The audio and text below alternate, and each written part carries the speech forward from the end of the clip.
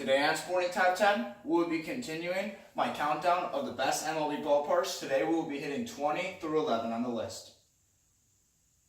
And number 20, we have Angel Stadium. Now Angel Stadium, what I like about this ballpark is that they have like a mountain in left center field with some water going down it. I feel like it's a cool feature of the ballpark. Also, I like the difference in the wall size where it's a bit taller in right than in left. This is an average ballpark though. And in number 19, we have Marlins Park. Now, honestly, I like Marlins Park, but I like it by looks. What makes this one of the lower parts of the park is there's nobody in the stands. This is one of the worst atmospheres in all of baseball. I went to a game where they were facing the Red Sox, and when the Red Sox scored, the whole stadium screamed, "Let's go Red Sox," because they don't have a great fan base. Their fan base is not loyal. But one piece artistically that I like about this park, in left center field, I like the fish statue, and it lights up every time they hit a home run. And at number 18, we have Nationals Park in Washington, D.C. Now, Nationals Park, of course, hosts the Washington Nationals. This park is a solid ballpark from the inside, but what really does it in is, from the outside, it does not look that great. There's nothing fancy about it. The architecture is average. It's okay. And the atmosphere is not really that great. Some analysts say that when Bryce Harper won the home run derby the other day, that it was the most pumped up it has ever been for a baseball game.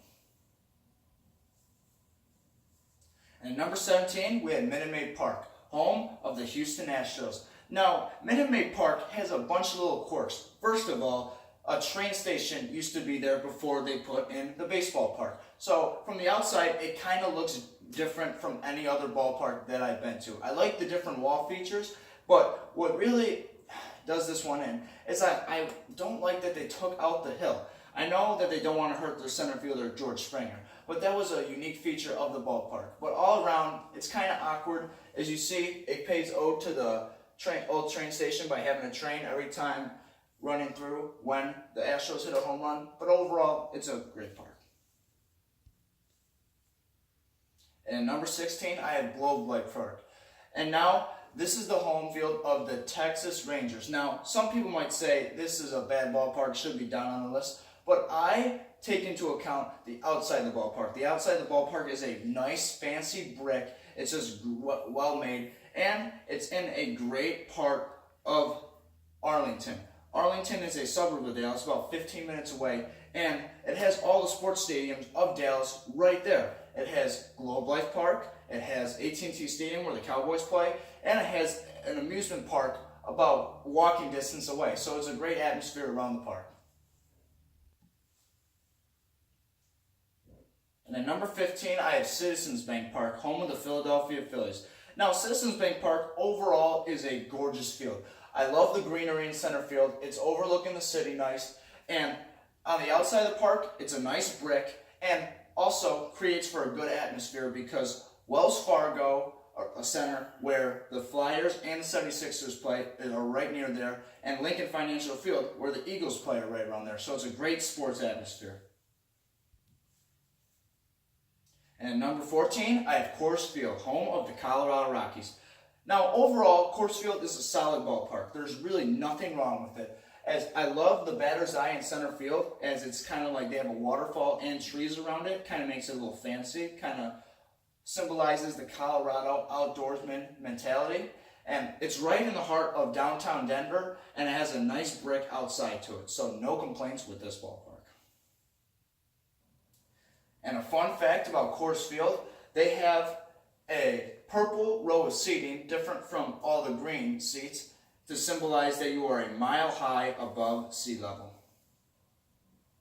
And at number 13, we have SunTrust Park, the new home of the Atlanta Braves. Now, I have been to SunTrust Park. I was there actually in the inaugural game, first game the Atlanta Braves ever played there. It was a great experience. And SunTrust Park is a great field. I have no complaints about it. I'm going to talk more about the outside. The outside is great. But the thing is, though, it's in development. I feel like the vision that they have is flawless. But until then, I have it ranked on number 13 on the list. And at number 12, I have Citi Field, home of the New York Mets. Now, Citi Field, it's a great ballpark. I love the brick on the outside. They have cool features, like they have a little Jackie Robinson memorial symbolizing when he played for the Brooklyn Dodgers. And I like the Big Apple in front. It kind of gives it a New York feel. And on the inside, the dimensions actually got moved in a little bit because there was not enough home runs hit, I guess. So they changed the field dimensions, made it a bit smaller. But it has a great atmosphere with dedicated New York sports fans. So this park gives an A from me. At number 11, we have Yankee Stadium. Now, Yankee Stadium is a historic place, and I have no complaints about the stadium in general. I like the outside. I think it's very cool with kind of like a white cement feel to it. But I love Monument Park in center field, and they have one of the biggest scoreboards in the MLB. It looks smaller to me, but that's because it's a huge stadium. One complaint I have about the stadium, though, is sometimes they rip you off for ticket prices, and sometimes there's a lot of seats with bad angles and obstructed views since it's so big of a stadium. And they have the arches all around the top of the stadium, which kind of gives it a unique feel. Thank you for watching. This will be continued on our last video. I'll be counting down 10 to 1. Thank you for watching. Don't forget to like and subscribe. Sporting Top 10.